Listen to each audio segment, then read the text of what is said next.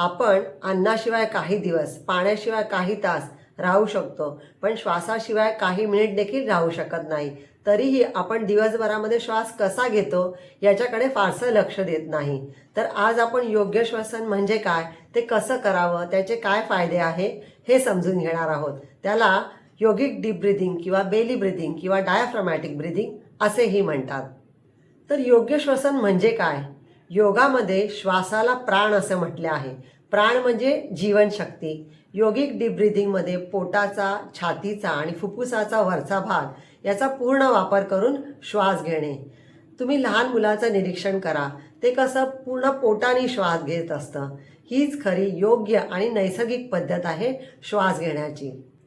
तर आपण चुकीच्या पद्धतीने श्वास का घेतो? लहानपणी बसलेला ओरडा, भावनिक प्रसंग, ताणतणाव अशा वेळेस काय होतं, पोट आपण आकसून घेतो आणि नंतर मग चुकीच्या पद्धतीने म्हणजे छातीने श्वास घ्यायची सवय लागते.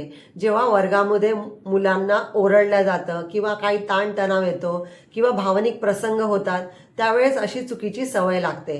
तसंच आपल्या बसायची चुकीची पद्धत, तसा मोबाईलचा आणि कम्प्युटरचा अतिवापर याच्यामुळे देखील नैसर्गिक आपलं जे श्वास प्रक्रिया आहे ती बिघडते.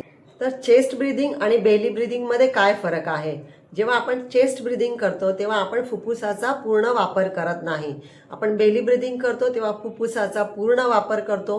पोट वरती खालती होतं. त्याच्यामुळे काय होतं, ऑक्सिजन भरपूर प्रमाणामध्ये शरीरामध्ये मिळतो. तर त्याचे फायदे काय होतात? ऑक्सिजन शरीरामध्ये भरपूर मिळतो, त्यामुळे रक्ताभिसरण सुधारतं, पोट डायजेशन चांगलं होतं, तसंच ब्लड सर्क्युलेशन चांगलं होतं, ताणतणाव कमी होतो, झोप चांगली लागते. असे अनेक फायदे हे बेली ब्रीदिंगमध्ये होतात. तर आता आपण बेली ब्रीदिंग कसं करायचं ते बघूया. पाठीवर आरामात झोपा.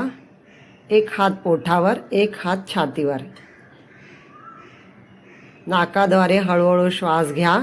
जेव्हा आपण श्वास घेतो तेव्हा आपलं पोट बाहेर आलं पाहिजे आणि जेव्हा आपण श्वास सोडतो तेव्हा पोट आपलं आत गेलं पाहिजे, याच्याकडे लक्ष ठेवा. खांदे, मान आणि चेहरा रिलॅक्स ठेवा.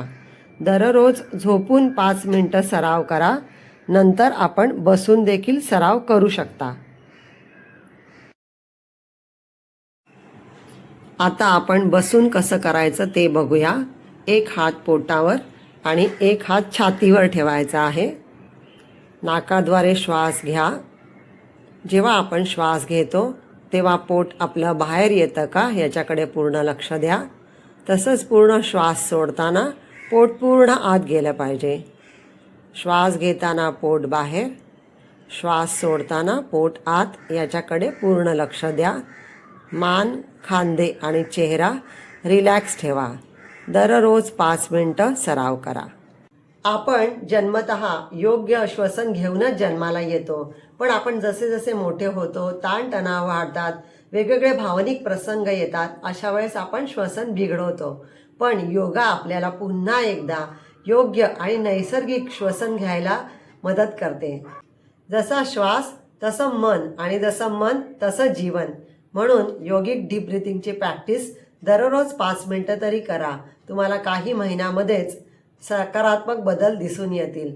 आणि ही माहिती तुम्हाला आवडली असेल तर तुमच्या फॅमिली आणि फ्रेंड्सबरोबर नक्की शेअर करा.